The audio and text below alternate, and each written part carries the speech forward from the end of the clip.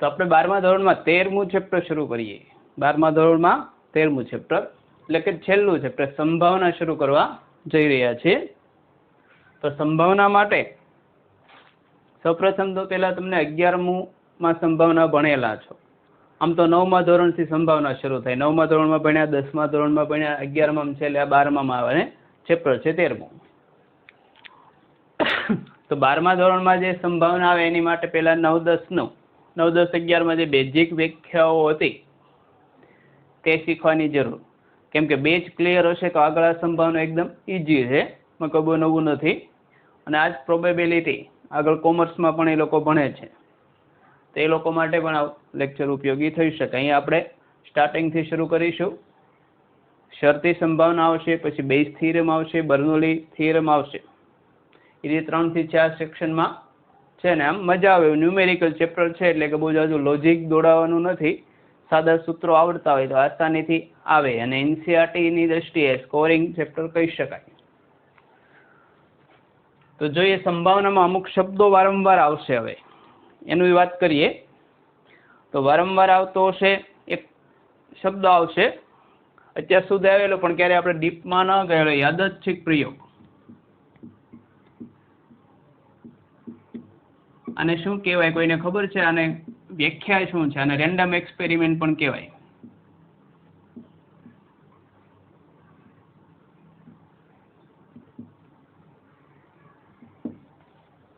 કોઈને ખ્યાલ છે કે આને શું કહેવાય? આવો વિચિત્ર શબ્દ તો આવે જ છે. કોને ક્યારે વિચાર્યું છે કે આ શા માટે આવશે? આનું રીઝન શું? આનું નામ શા માટે આવું છે? અથવા એ કંઈ ન ખબર પણ એક્ઝેક્ટ ખબર છે શું કહેવા માગે? તો યાદચ્છિક પ્રયોગ એ એવો પ્રયોગ છે કે એવી ઘટના છે કે જેના કુલ પરિણામો નિશ્ચિત હોય. એટલે આ પ્રયોગો કરીએ એટલે મળતા કુલ પરિણામો કેવા હોય? નિશ્ચિત હોય. કેટલા મળશે? ફિક્સ હોય. 5 મળશે, 7 મળશે, 8 મળશે, 15 મળશે, 200 મળશે કે 1000. અનિશ્ચિત નો હોય કેટલા પરિણામ, કે મૂડ આધારિત નો હોય, ક્યારેક 2 આપે, ક્યારેક 3 આવે, તેને યાદચ્છિક પ્રયોગ કહી શકાય નહીં. તો યાદચ્છિક પ્રયોગ એવો પ્રયોગ જેના કુલ પરિણામો નિશ્ચિત હોય, પરંતુ કયું પરિણામ મળશે તે ફક્ત પ્રયોગ બાદ જ ખબર પડે, એને યાદચ્છિક પ્રયોગ કહેવાય. કુલ પરિણામો ખબર, ધારો કે 10 પરિણામો અલગ અલગ મળે, પહેલું મળે, બીજું મળે, ત્રીજું, એમ ટોટલ કેટલા 10 પરિણામો મળતા હોય, તો એમાં કયું પરિણામ મળશે તે તો પ્રયોગ બાદ જ ખબર પડશે. કે ધારો કે ત્રીજું મળે, પ્રયોગ થઈ ગયા પછી કહી શકો. 7મું મળે, પ્રયોગ થઈ ગયા પછી કહી શકો. તો એવા પ્રયોગને શું કહેવાય? યાદચ્છિક પ્રયોગ. પહેલેથી નક્કી હોય નહીં રિઝલ્ટ, એટલે ફિક્સ ન હોય. અમુક જગ્યાએ અમુક વસ્તુ ફિક્સ હોય કે ફક્ત દેખાવ પૂરતો હોય કે આ વસ્તુ ફિક્સ આવું જ રિઝલ્ટ આવવાનું આપણને ખબર હોય, તો એવા પ્રયોગને યાદચ્છિક પ્રયોગ કહી શકાય નહીં. ઘણી વખત એવું થતું હોય કે ક્લાસમાં વારંવાર ટેસ્ટ લેવાય અને કોણ પહેલો નંબર, કોઈ હોશિયાર વિદ્યાર્થી હોય તો ખબર હોય છે કે આ ખાલી દેખાવ પૂરતો નંબર તો આનો જ આવવાનો. તેવા પ્રયોગને યાદચ્છિક પ્રયોગ ન કહેવાય. તો યાદચ્છિક પ્રયોગ એટલે કે એવો પ્રયોગ જેના કુલ પરિણામો જ્ઞાત હોય પણ કયું પરિણામ મળશે તે પ્રયોગ પછી જ ખબર પડે. તો એવા પ્રયોગને યાદચ્છિક. આપણે એવા બધા સંભાવનામાં બધા એવા જ પ્રયોગ ભણવાના જેના કુલ પરિણામ એટલે number of element N finite એટલે જ્ઞાત હશે. આની આધારિત બીજો એક શબ્દ આવશે, નિદર્શાવકાશ. આ પણ વારંવાર આવશે.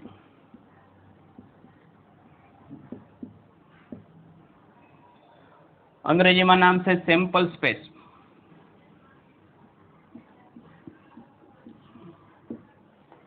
તો નિદર્શાવકાશ આની આધારિત છે. આપણને ખબર કે આની અંદર કુલ કેટલા 10 પરિણામ મળશે, તો આ જે પરિણામોનો ગણ હતો આનો શું કહેવાય છે? નિદર્શાવકાશ કહેવાય. યાદચ્છિક પ્રયોગમાં મળતા કુલ પરિણામોનું ગણ છે એને શું કહેશું આપણે? નિદર્શાવકાશ. અંગ્રેજીમાં એનું નામ છે સેમ્પલ સ્પેસ.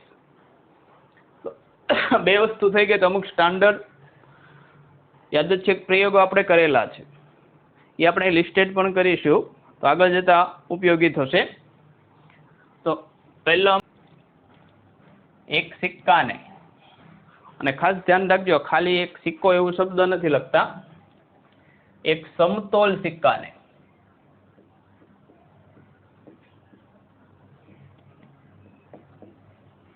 નહીં, એકવાર ઉછાળતા મળતો નિદર્શાવકાશ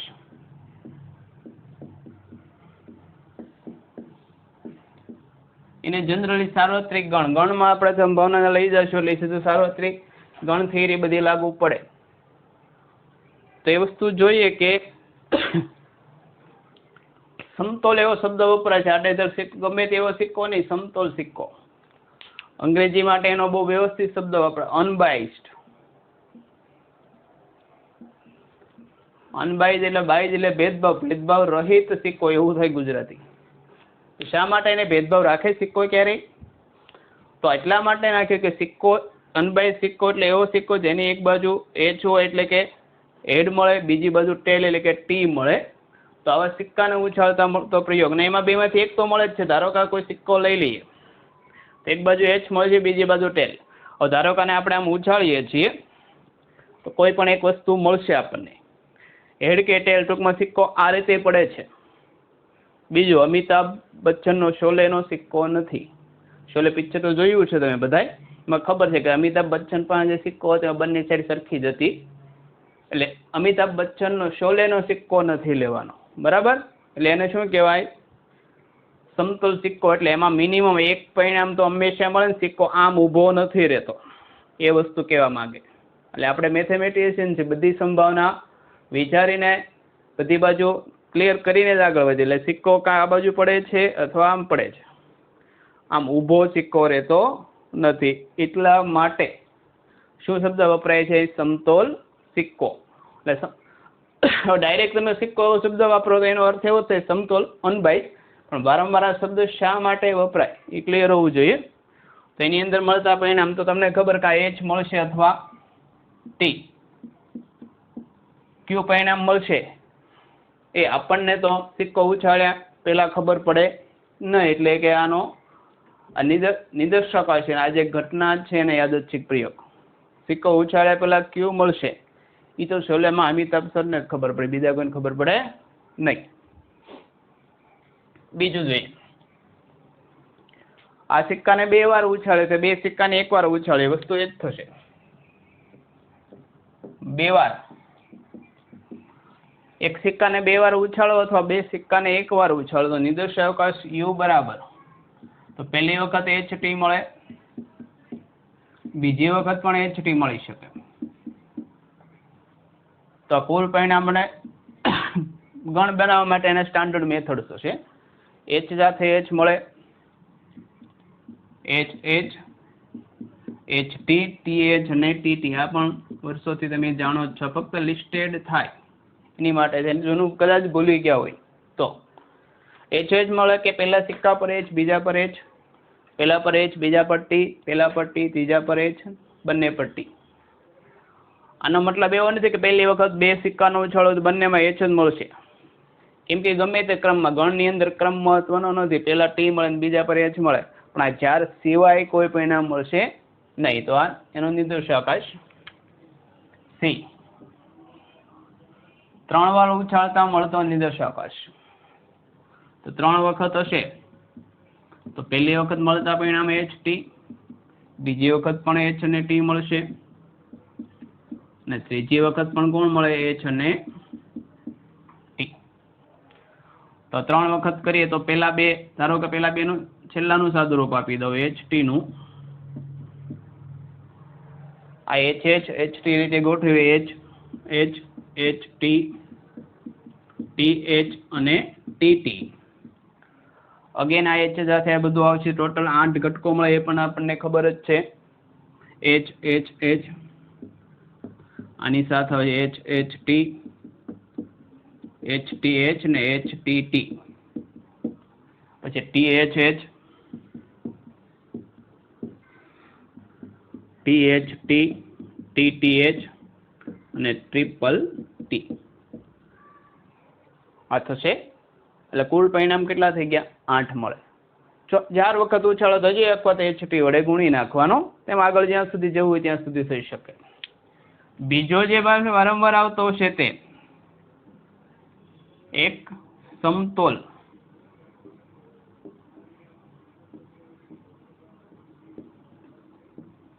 પાસાને એકવાર ઉછાળતા મળતો પરિણામનો ગોળ.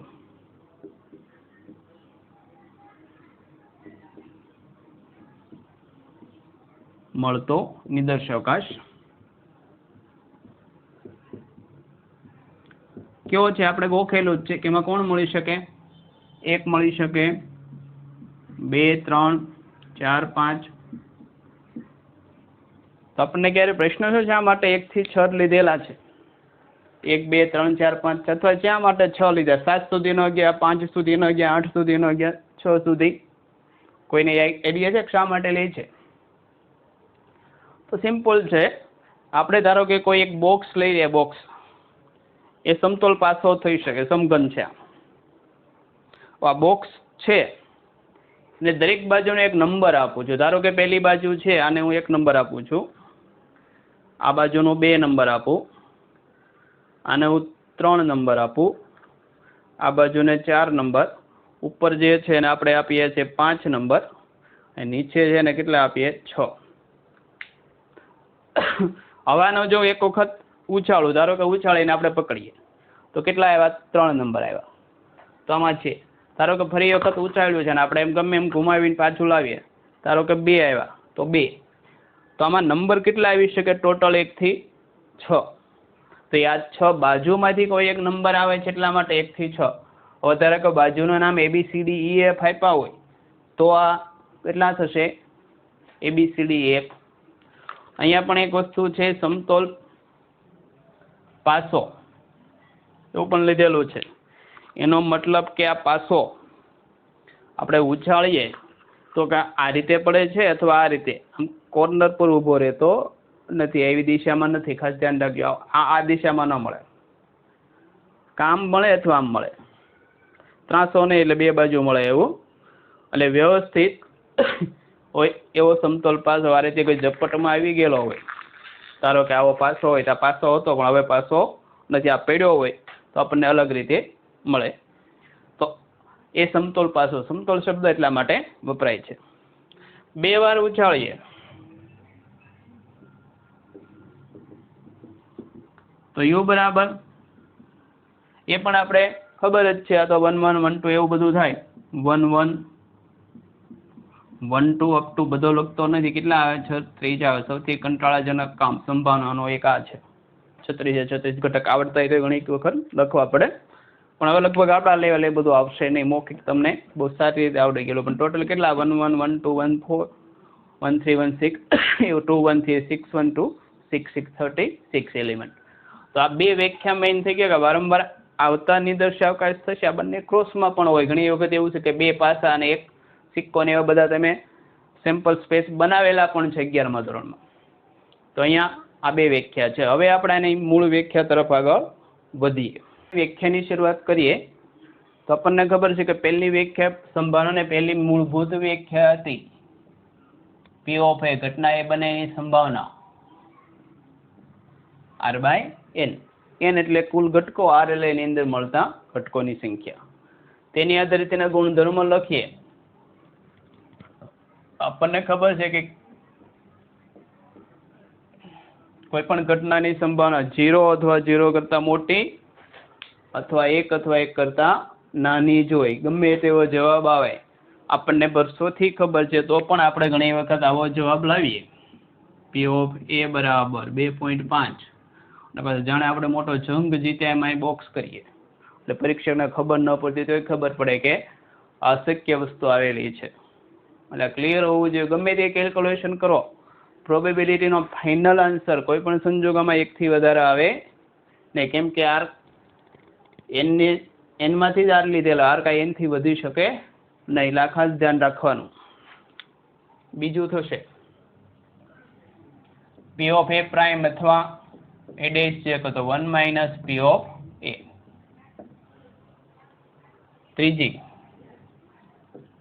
P of A યોગ B. આ પણ તમે ઓલરેડી જાણો જ છો કે P of A plus P of B plus P of minus P of A છેદ B. તો P of A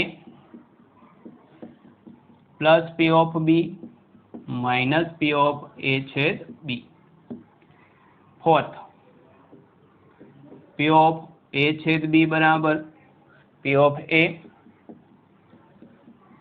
plus P of B, छेद हो तो योग बाद, योग हुई तो छेद बाद। ए योग बी નો અર્થ આપણે અહીંયા તો થઈ એ અથવા બી છે એટલે કે બે માંથી ઓછામાં ઓછી એક ઘટના, ઓછામાં ઓછી એક ઘટના બને તેની સંભાવના। એ છેદ બી તો એ અને બી બંને એટલે પ્રોબેબિલિટી ઓફ બંને ઘટના બને તેની। કેમ કે જાજા ભાગે આપણે તો કુટ પ્રશ્ન પરથી ડેટા મેળવવાનો હશે એટલે આ ઓછો આવશે, આના પરથી ખબર હોય છે કે આનો અર્થ આવો થાય। પછી એક આવશે એ યોગ બી યોગ સી, આ પણ લગભગ આપણે કોઈ જગ્યાએ બહુ વાપરવાનું થશે ને, લિસ્ટેડ કરી દઈએ સૂત્ર P of A P of B plus P of C minus P of A છેદ બી ए छेद बी छेद C minus plus P of A छेद बी छेद सी। 6 बीजू आवशे पी ऑफ ए छेद बी डैश અને पी ऑफ ए डैश छेद B. આ બે સૂત્રો એવા છે કે સાથે યાદ રાખો ને તો યાદ રહે, સિંગલટન યાદ રાખવા દે તો ઓલવેઝ ભૂલાઈ જાય। તો આની માટેની હિન્ટ છે, જેની ઉપર ડેશ ન હોય એમાંથી છેદ બાદ થાય, આની કોની ઉપર નથી, એ ઉપર નથી, તો આમાંથી આનો છેદગણ બાદ થશે તો P of A minus P of A છેદ બી, આમાં કોની ઉપર નથી, બી ઉપર, તો P of B minus P of A छेद बी। आ बने ए रीते छे। आनो मतलब शुं छे के ए बने अने बी बनती नथी, એટલે કે માત્ર ए बने, मात्र घटना ए बने। आ ए बनती नथी अने बी बने એટલે मात्र बी बने।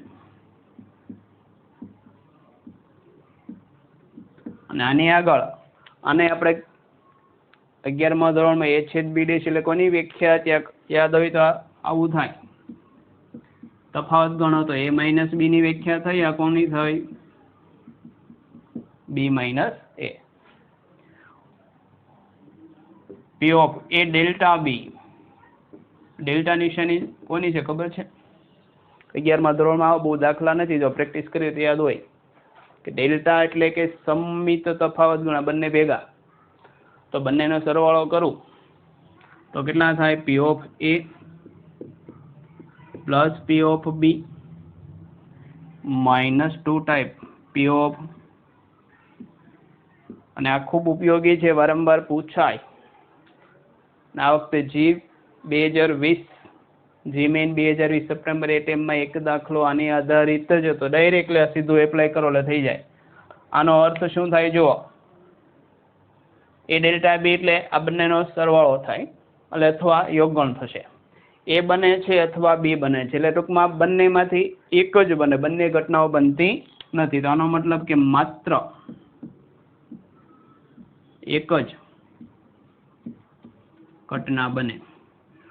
આને અને આને બંને સરખું નથી, એમાં ઓછી બંને આવી પણ શકે, ઓછામાં ઓછી એક ઘટના એટલે એ બંને બની શકે, આમાં બંને ન બને, ફક્ત એક ઘટના બનતી હોય ત્યારે ડાયરેક્ટલી આ સૂત્ર વાપરી દો એટલે એક સ્ટેપમાં દાખલો થઈ જાય। જો આ કન્સેપ્ટ ક્લિયર ન હોય તો તકલીફ પડે। હવે જે આપણે શરૂ કરીએ આ ચેપ્ટર, અત્યાર સુધી આ પાયો હતો, આ જો ન આવડે તો આગળ એક સાદુરૂપ પણ ન આવડે, પાયા વિના મકાન ઊભું રહી શકે નહીં, ટેકો આપવો પડે નહીં, ટેકાના કોઈ ભરોસા હોય નહીં। તો આપણે એક મજબૂત પાયો બનાવી દીધો, તો એની ઉપર મકાન જાણીએ। તો પહેલી જે ઘટના છે આપણે શાંતિ શરૂઆત થાય છે તે શરતી સંભાવના, કંડિશનલ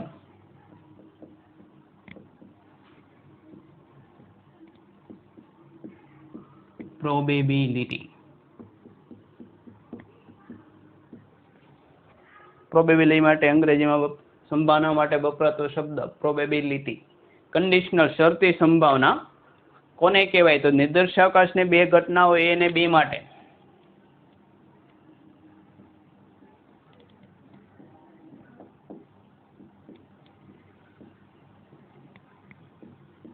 બે ઘટના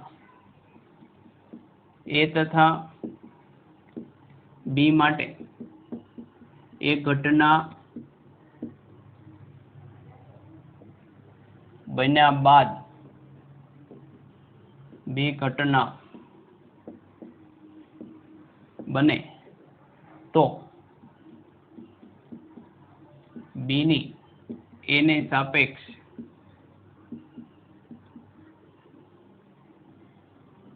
શરતી સંભાવના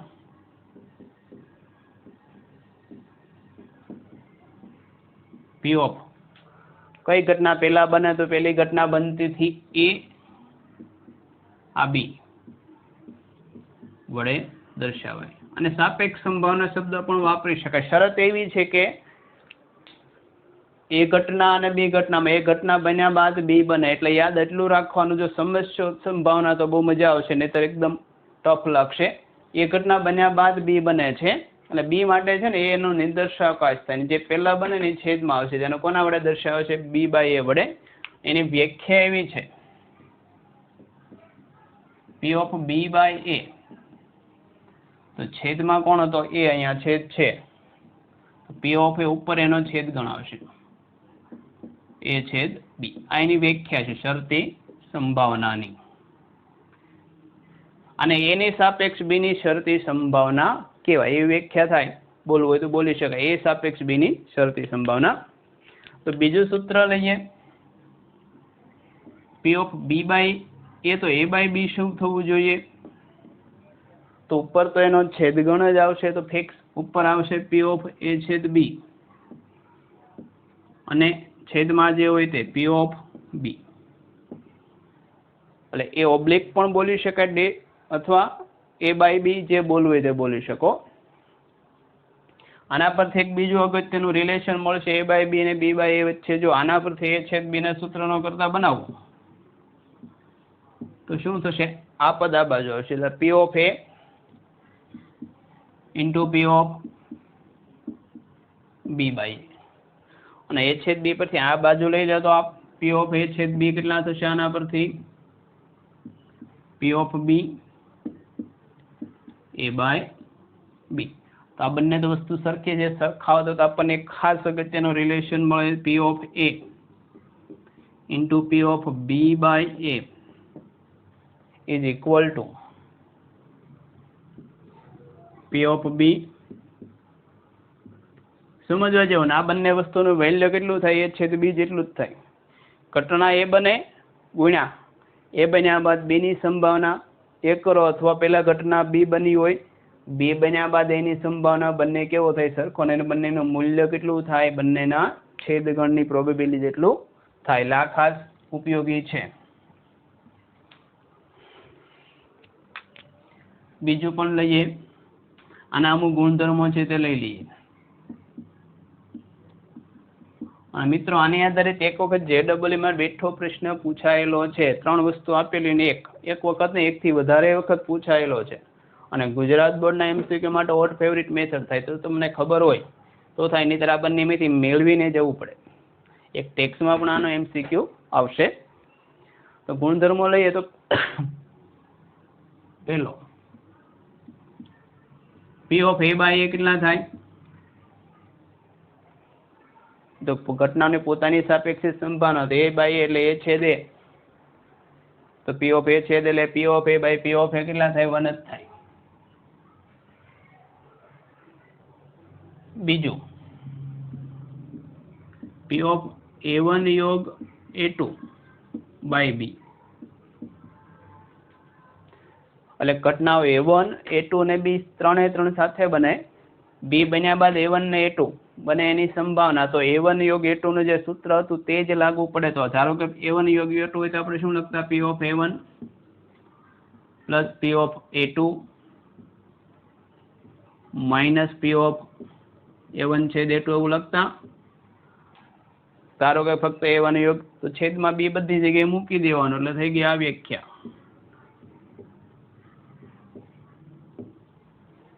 P of A1 by B plus P of A2 by B minus P of A1 છેદ A2 by B. તો આને સૂત્રનો કરતા બનાવવો હોય તો A1 છેદ A2 by B બરાબર P of A1 by B P of A2 by B minus P of A1 योग A2 by B. Fourth, P of A dash by B. तो P of A dash એટલે 1 minus P of A થાય તો 1 minus P of એનો મતલબ કે પહેલી અંશ માટે છે ને લિનિયર છે એવું કહી શકાય કે જે સાદી સંભાવના નિયમો હતા એ જ થાય. એનું કારણ કે આ બી છે ને તમે શરતી સંભાવના નવું કંઈ નથી, તમે સેમ્પલ સ્પેસને રિડ્યુસ કર્યો ને તેની ઉપરથી બીજી ગણના લેવાની. આ સમજેલા છે તો શોર્ટ ટ્રીક આગળ આવશે ત્યાં ખૂબ જ સરળતા રહેશે. હજી એક લઈએ P of A બાય સાર્વત્રિક ગણ U કેટલા થાય તો P of A યોગ U એટલે કેટલા થાય P of વ્યાખ્યા પ્રમાણે લે તો અંશમાં શું થાય એ છેદ U છેદમાં P of U એ છેદ U એટલે કેટલા થાય એ જ થશે તો P of A અને P of U કેટલા થાય તો 1 તો કેટલા થાય P of A તો જે સાદી સંભાવના હતી તે થઈ ગઈ. એટલે જો નિર્દેશાવકાશ એ મૂળ નિર્દેશાવકાશ લો તો શરતી સંભાવના અને સાદી સંભાવના